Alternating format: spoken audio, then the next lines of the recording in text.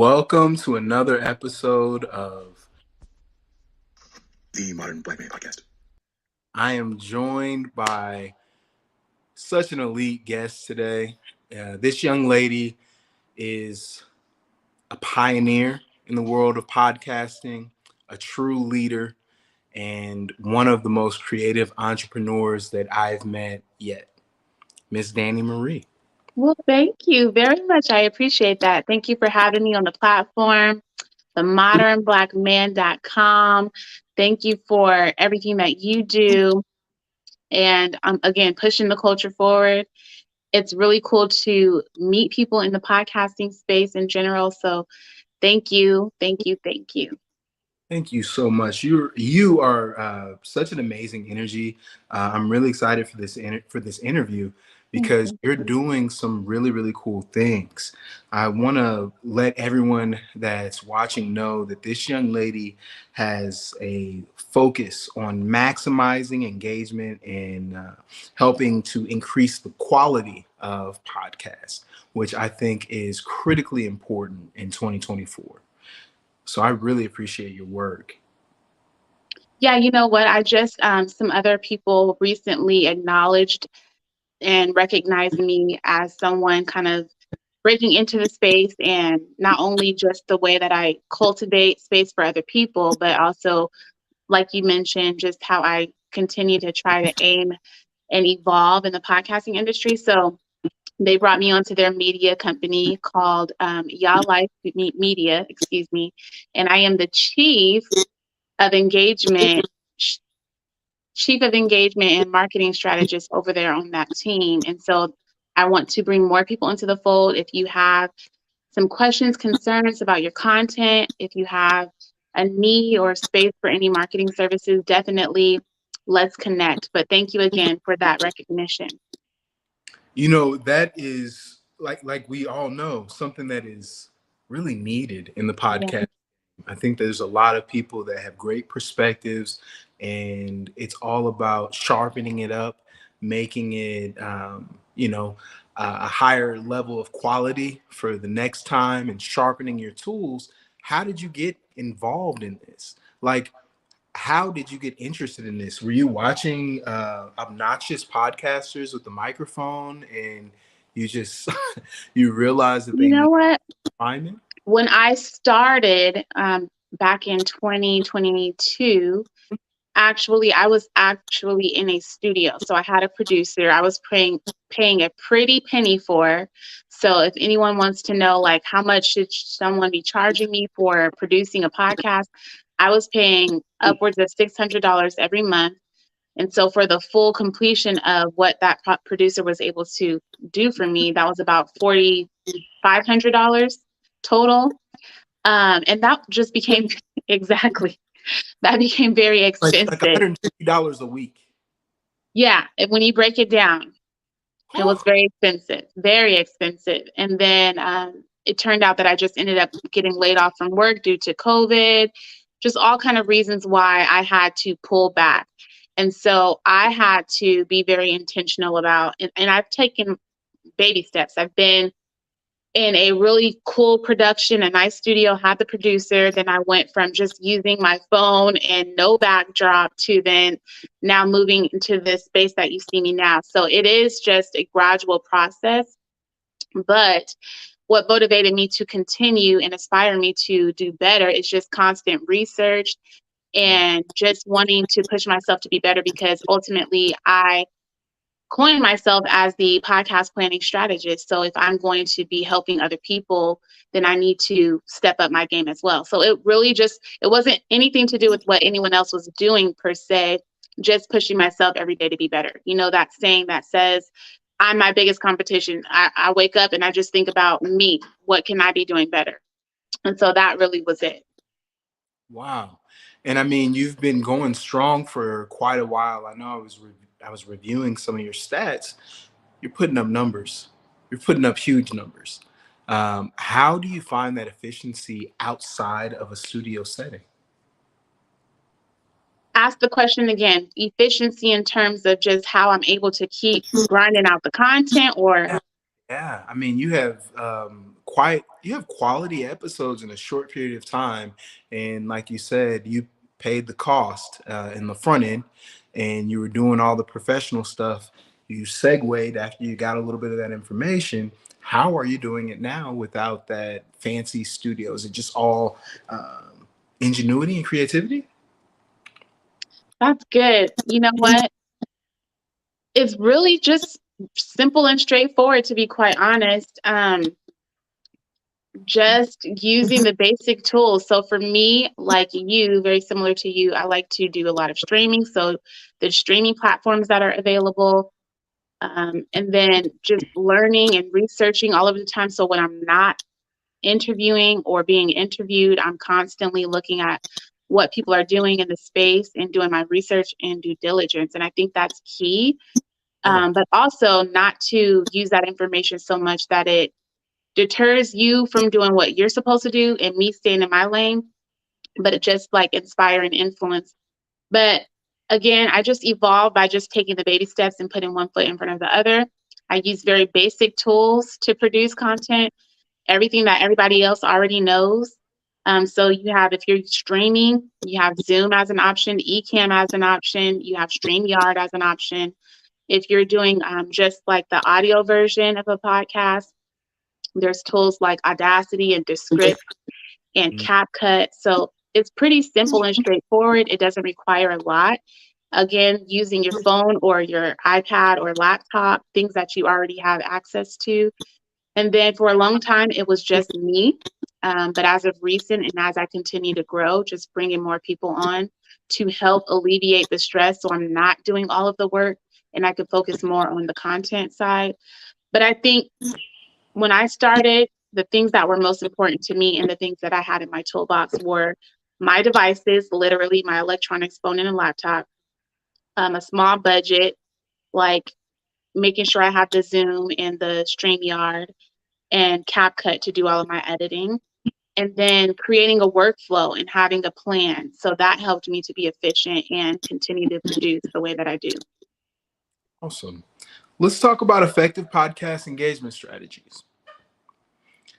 I want to talk about the importance of engagement in podcasting and the impact that it has on building a loyal audience. How have you found building an audience for consistency? Tell me about methods and strategies that you use to get that engagement consistently. I think I'm very accessible. I think that's number one. And so people can reach out to me across all platforms. I'm Mhm. answering questions all of the time in the DM. I'm on threads, finding conversations that pertain to podcasting, and I'm answering questions there. I have a website, Plan to Podcast. I help people launch, grow, and monetize their podcasts. I am showing all of the behind the scenes. So just before we got started, I told people on Facebook Live that I was going to be jumping on this live with you. This is my last interview of the day. I'm putting up the pictures. I'm offering promo on my social media. So I'm showing other people and podcasters that I'm constantly in the space. It doesn't have to necessarily be me just showing up and putting out the content when I'm interviewing or being interviewed, but Yeah. I'm everything behind the scenes. And I think that's built a community.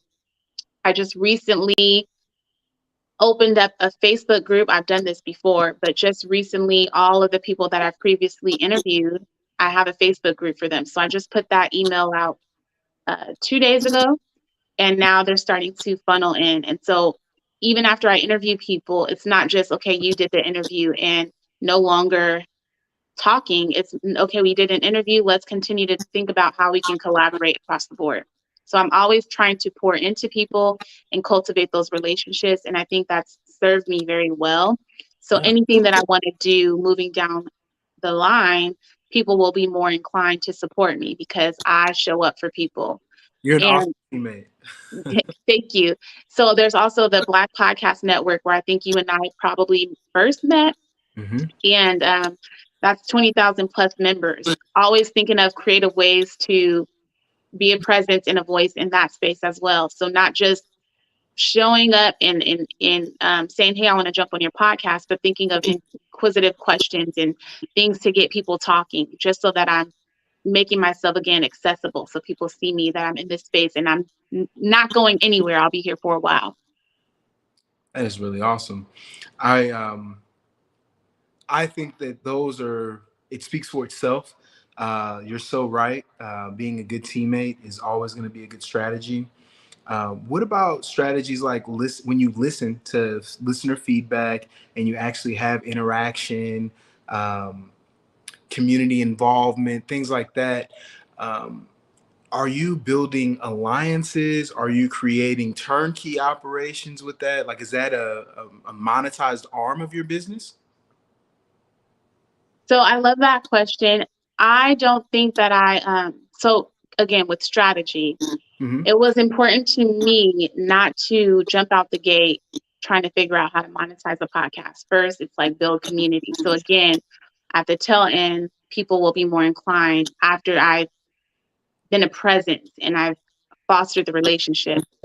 But now we're moving into, again, plan to podcast the business. Now that I have successfully operated 5 podcast shows, now I've proven myself as credible. Now people see the work can show for itself, speak for itself.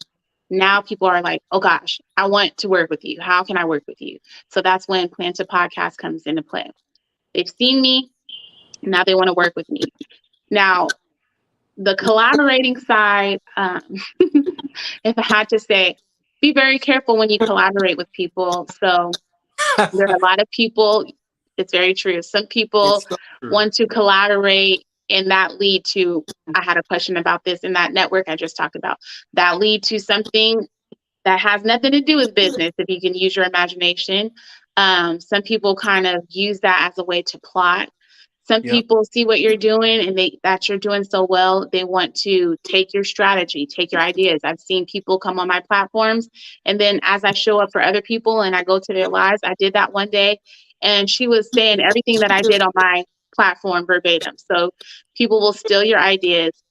But going back to the monetization part, you have to really play it safe and be very strategic. I think a lot of people that get into podcasting expect to be paid and compensated for their work right away. And just Right. as with anything else, you have to put in the work. So once you get a good following, then I think that's when you can start to, the stages are launch, grow, and monetize. So we launched in 2022.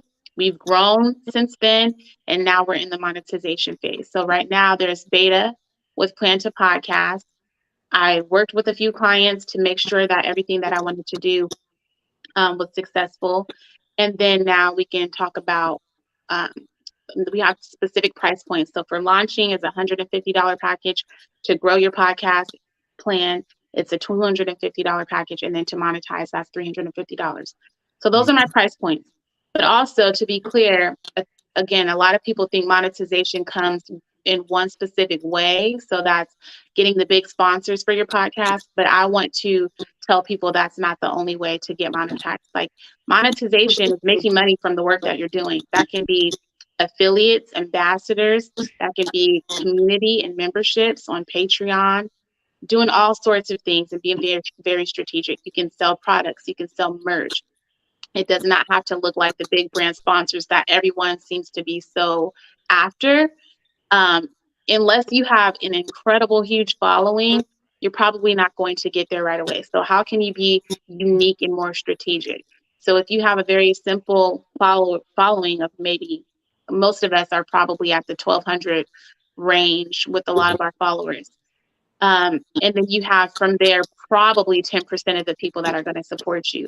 $120, or sorry, 120 people at $100 each for whatever you offer, or maybe a monthly subscription. That's pretty substantial. Just an extra couple of $1,000s a month is a great start for anyone. So get clear about what you want, but also don't be so overzealous and too big in your thinking that you want to get the big name sponsors right away, because you'll start running yourself very rugged very quickly. Um, do something Absolutely. that's very small and straightforward. Absolutely. Everybody wants to get the Joe Rogan paycheck. but they don't understand that he gets that check because there's millions and tens of millions of ears every time he drops an episode. And Uh, by the way, before he got the 10 millions of ears, he was a nobody. Not really, but he worked his right. way up, right? So it wasn't that he just automatically came out and had all of these followers. He cultivated um, an experience for people. He continued to put out free content for people. He worked his way up the ranks, basically. He was in that growth process for a couple of decades, right? From Fear Factor to being in bed with the UFC, getting his name out there, and really being that guy. Absolutely. Let's talk about evaluating the quality of podcast. Um, I think that the concept of podcast quality and the dimensions like content production and audience impact, I think those are really important, like actually delivering value to your audience. I can have these conversations with you, and every time your value, it's so rare in this space to connect with people that are genuinely givers, Danny. You have a great soul, a great spirit and energy, but in talking to you, I know that you're focused on delivering. You're trying to make sure that you're impacting these things, and I think you're the best source, the best person, the best agent to talk to about quality of podcasts. So, could you give me your perspective on some of those dimensions and talk to me about content production and audience impact? Yes, but you have to ask me a direct question specifically about either of those. But Yes. I have to say I'm with the SHITs too. So I mean I play both sides very well, and I think just being ultimately a well-rounded person and well-versed in many different things is what makes me I guess be able to deliver good content across the board. But ask me a question specifically and I'll try to answer it for you. Do you like spending money on, do you suggest spending money on quality equipment, or do you think it's going to be a better value in investing elsewhere? Is it equipment? Is it guest? Where should we spend? Mm. So no, I don't necessarily believe you need to make the investment in the big equipment. I Okay. think you can have all of the great equipment behind you, around you, and still fall flat. I think that doing research, starting small, and delivering at the level that, the expert level expertise that you can deliver is first and foremost. And then I think that inviting people along the journey to see the baby steps, I think that that's, valuable in and of itself. But I think that the reason why I probably stand out is probably because I'm literally working, researching, and doing my due diligence all day, every day. And so that just kind of pours out of me. But no, when people were supporting me, I did not have the great equipment. I still don't have all of the great equipment. Um, and so I think it's just like they see me and I show up as my authentic self. And those things are the things that make great content what it is. It's like whoever you are, I want to support you. Whatever you do, I want to support you because you come across the screen and you deliver, and that just resonates well with me. So that's why I support you, not because of the equipment. Now, granted, you don't want uh Low tech. you Baggy, don't baggy. want just to be half ASS in it. You want to show up and do the best that you can. But is if you're completely transparent, even about that, like you guys, this is what I have, this is what I'm working with, but it's so important that you guys get this content. This is why I'm doing this. This is why I'm delivering this to you. But then also, um, if you guys feel that I need to enhance the quality of my content and you like what I'm doing, pour into me. There's a way that you can support me. Send me stars. There's a GoFundMe account, like always kind of bringing them along the process. But I think showing up as your authentic self is the best way to reach the people Yeah. and they will support you on your journey. I don't necessarily feel like it's the high tech equipment, even though that's great and that's good. What's your favorite podcast? My favorite podcast, I have five. It's hard for me to pick from them. My favorite podcast, David Shands with the Social Proof. David Shands and Donnie. I don't ever shout her out, but David Shands and Donnie, the Social Proof podcast. Nikki and Moose, that's the name of the podcast. Hmm. And Nikki, she talks a lot about just influencers, content creators, but also she talks a lot about AI. So I love her and him. I always focus on one person out of the duo, so I have to get better about that. But David Shantz and Donnie with the Social Proof podcast, Nikki and Moose. And then I love Earn Your Leisure. We've all heard of Earn Your Leisure. Love, yeah. Yes. I love the Pivot podcast with Ryan and Chandler and Freddie T. And Yeah. then the fifth one, Mel and Melissa. So if you are familiar with all Kevin on stage, his wife and his sister-in-law, they have the Gin and Juice podcast. And that's the good key. But everyone else is pretty much self-development, finance, business, and education podcasting. Very cool. So I want to talk about live conversations. I think that we kind of were connecting earlier about the shenanigans that really goes on behind the scenes when you do these YouTube vlogs and these podcast shows, because ulterior motives can go on and distractions and unprofessionalism. But what do you think the biggest challenge is in doing a live conversation? Full transparency. Can I be honest? Yeah. My child is on my lap right now. So at any moment, he can wake up. Um, but when it comes to live, yeah, look, for instance, I had two gentlemen on my platform, very vastly different individuals, as Hmm. as we are. But one was probably a Jewish man in his 40s with a relationship, a full marriage, children. The other one was an immigrant who is trying to get into college, broke, didn't have money, and kept talking about the fact that he had to donate plasma every other day for him to basically survive. The Jewish man kept bringing it up in the middle of the conversation. Granted, it wasn't live, but just how I posed this question to a few Facebook groups. What would you have done? Now, I tweaked the wording a little bit. I said that they had an argument, which was not the case, but I wanted to get people talking. But to me, it was problematic that the Jewish man, who was clearly in a better position than the Black immigrant dude from Haiti, it was clear that he was kind of poking fun because he kept saying like, "Oh wow, you have to donate plasma just to live. Wow, that's hard." Doing all of these animated facial expressions. Yeah. Um, and the feedback that people gave me was that it's your job as the host to make that both guests feel comfortable, because you want to always give a space for people to be able to be vulnerable, open, and share. And it's my responsibility to kind of regulate that. So I agree with them. Again, it was not a real situation. It wasn't an argument, but those things can happen at any moment on live. So Yeah. some of the things that you need to look out for is people that might want to intentionally derail the conversation, people that want to hijack the conversation, people that want to basically challenge you and troll you because they might see you as a competitor. And so they're coming on your platform just to challenge you because if they know it's live, and basically show people that you're not really who you think or say you are. Those things happen.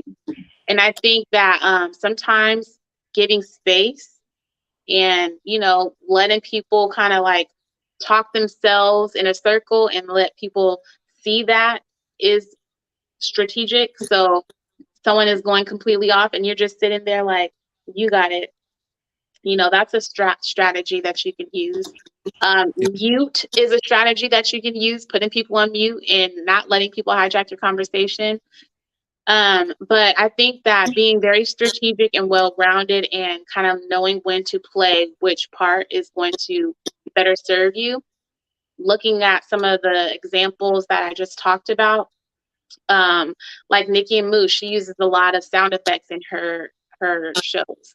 So you could be really funny and animated right back with the person. Like she has one of the blow horns. So if somebody was trying to derail my conversation, how funny and strategic that would be to just like, no, you're not going to hijack this conversation. So there's just different ways and strategies you could go about doing it. But I think when it comes to someone trying to, or the lives getting kind of a little bit out of hand, just pace yourself, take a deep breath, and try to navigate the best that you can. And then once it's all said and done, you can do a public apology. You can explain what happened, share with people, and that's again bringing people along the journey and experience with you. Being very vocal and transparent is always great. Those are really good. I thank God I've not had to do the public apology yet. I have a video clip that I want to share with you. Sure. Maybe we can dissect it together. This one is tearing up the internet right now, and I hope it gives us some that good. you're a musician. But that's why I'm interviewing you today, so I can get to know you. So I'm a musician. What the fuck that mean? Make magic or something? What is musician? I think you're confusing that. Yeah, I'm not no musician. I- I make music. I make music. And that's not all I do. I make music, I act. I'm a TV star too, a young mogul. Just really quick, I think you're confusing. I'm not confusing nothing because you don't know. You thought that all I was a magician or whatever the fuck you said. See, that's what I think you think I said. No, I said musician, not magician. I don't think, baby. I don't think. What is that? That's ghetto. I don't think. I know. So you Think. I didn't say magician, Suki. I said musician. And I think you are a musician. No, baby. I do music. So you just really quick for the record, could you say you don't think you're a musician? I'm not none of that. But then after that, you just said I do music. Yeah, I do music. So in other words, you're a musician. No, I'm not. Okay. I've had interviews like this, people that attach themselves to maybe tone, Mm. or they get off base, or they just feel, what is that? What did we just watch? Yeah, you know what? I'm probably not the best person to ask because I think that that's just great marketing and good strategy. Like I just talked about this not too long ago. I did a mukbang, so it was media marketing and mukbang or mukbang, however you say it. I like the So, way you say okay. it. So in that, I was saying that there were three different strategies, and I was comparing the. One second, sorry. Oh.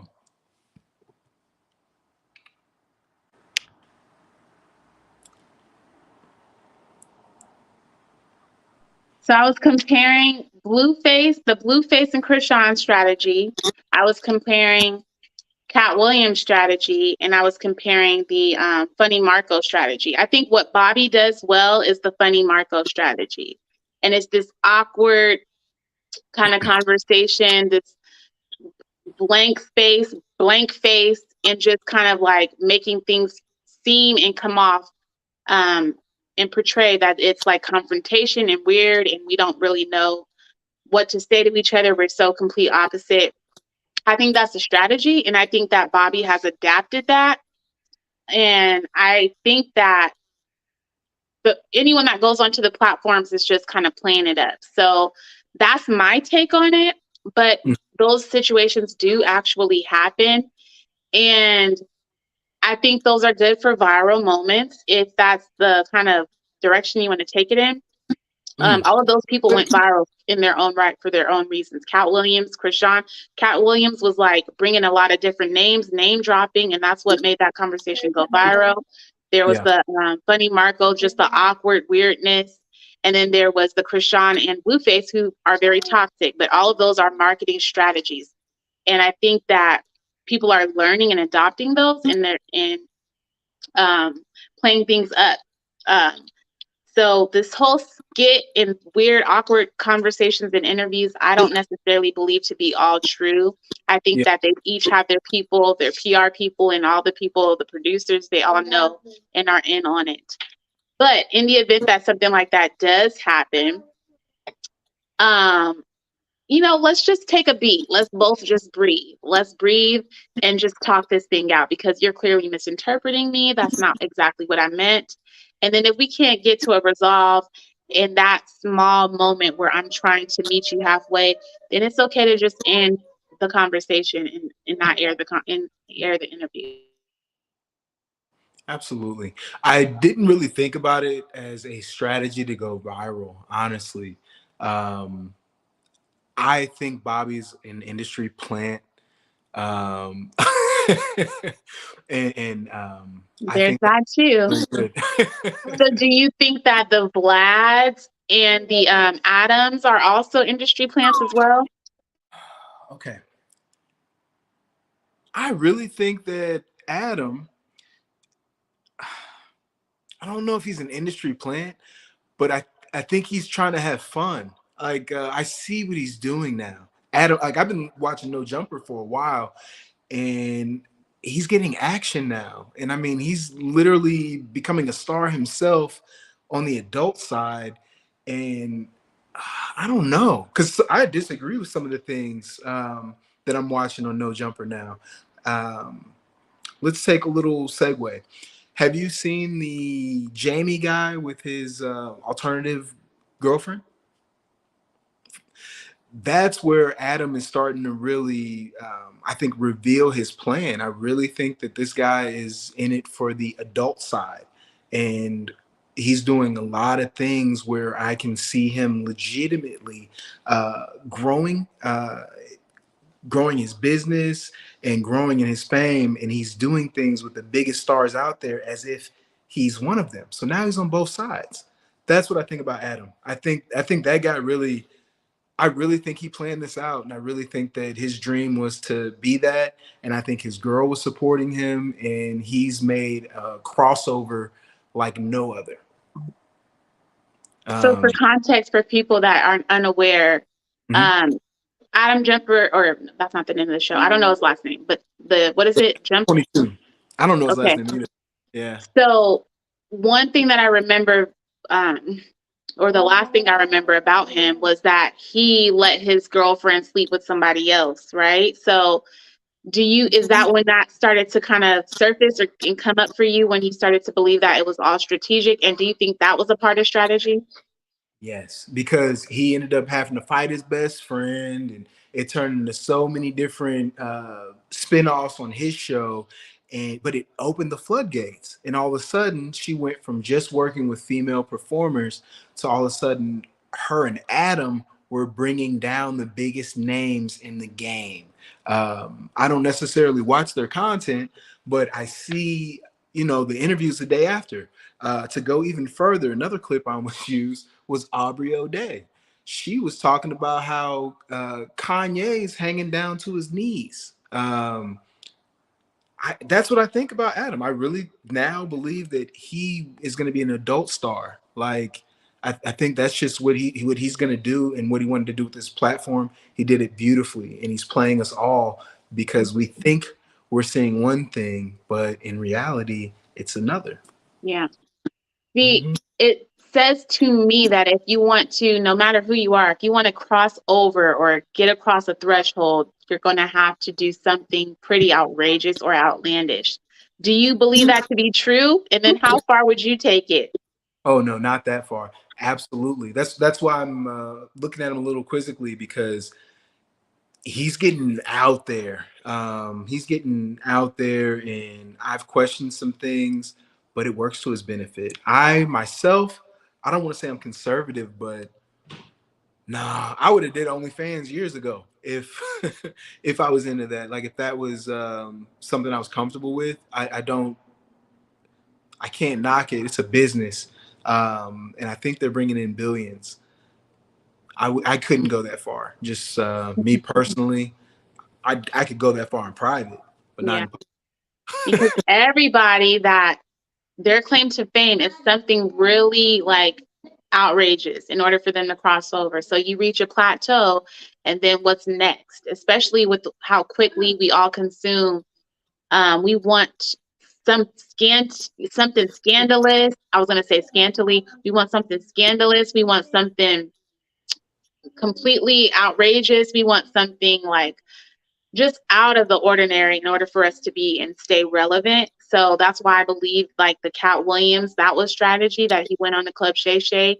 He like, I think that was like a comedy bit for him. Like he studied for a couple of months and then he name dropped, and he knew that that would be a great prelude to his now comedy tour, or the Krishan and Blueface. I feel like that's all just, some of it is real, but I they think Cat started Williams out. is real. Hmm?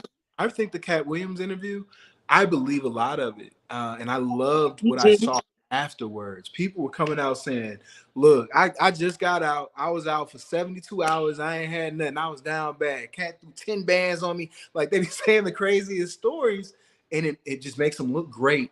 So with the Cat Williams one, I think that's a little bit of patience. I really do. I think that a lot of these stories might be a little real, but even Cat tripped over himself with the timeline, right?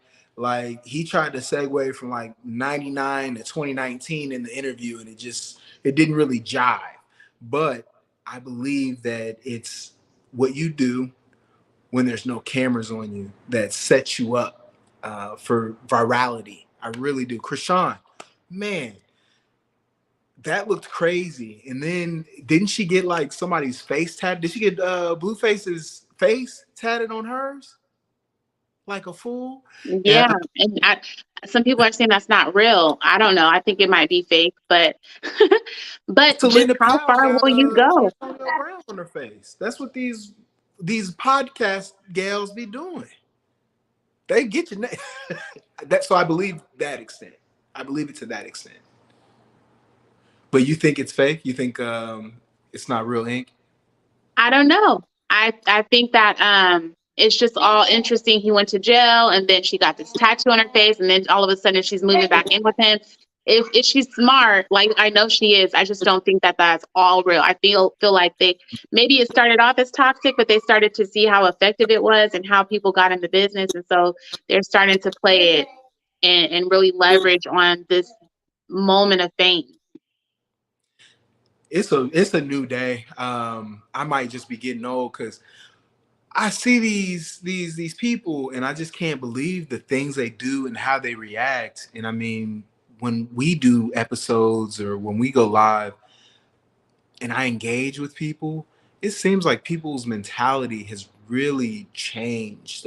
American sensibility isn't the same. Like, morals and manners, etiquette, like, they're not the same for everybody. How are those things subjective? You know? I think that we're in that time right now.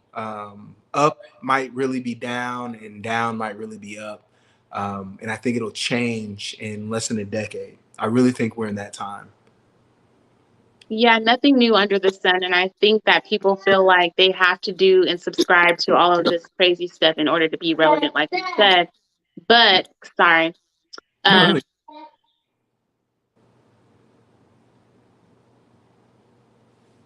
but I think that that'll get old very soon. People will be looking for authenticity again, and then we'll come back around, like you said.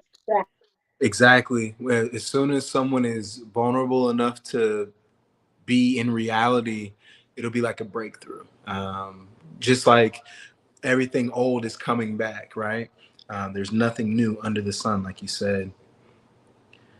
I um, I really like some of the strategies that you laid out about engagement, and I love how you handle things because I can really see that you're a forward thinker. With that being said, where do you see yourself in the world of media in 5 years? I like that question because, again, when I started out, I had a plan and I knew that I wanted to build a network. So then all of these shows that I'm doing currently, all of these 5 shows, my hope is to kind of give it to someone. Maybe they don't have the idea, but they would like love to be the host. Then I can give them one of these shows that I have and hopefully Yeah. just build a network to bring more people in. I really take a liking to like the Black Effect Network, with the partnership between Charlamagne the God and iHeartRadio. I would like to do something like that. And then, yeah, that's in my 5 year plan to be able to give that network to someone else if they wanted to buy it off. That's why I create SOPs, even right now, documenting my entire process, and then use the same thing that I did to create the network to build Mother and Daughter Duo podcast, which I started off with when I first got started in 2020. I think I saw that on your Facebook page. You and your mother have been doing that since 2020. Is that right? And are you guys on YouTube as well? That's accurate. The MAD podcast are mother and daughter duos. So from there, there can be so many different ways you can use MAD. So for example, because we were a mother and daughter duo podcast, then maybe there would be MAD men. Just so many things that can spin off of MAD. But I'm not going to tell them all because we're not there yet. I can't drop them yet. But that is the goal. So just use exactly everything that I did for. So right now I have Motivation Monday Mommy Meetup. Sorry, guys. I usually strategically only interview during a certain time.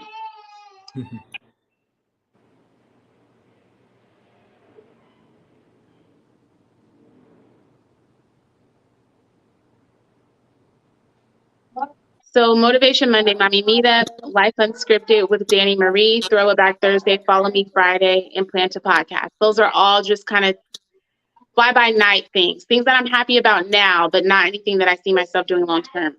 Give those to somebody, but also use that same process and go back to Mother and Daughter Duo Podcast. That is awesome. With that being said, I bet we don't have a ticket on it yet, and that's a good thing because I know the value is only going to go up. But before we wrap, I just want to encourage the listeners to apply the strategies and just really hear some of the insights that Danny's sharing with us because they're winning strategies. Danny, I cannot thank you enough, but I have to have people find you. I have to have people connect to you because you are one of the best resources out there. How can someone connect to you best to have meaningful conversations with you and to possibly build their brand or to work with you in building a dynasty?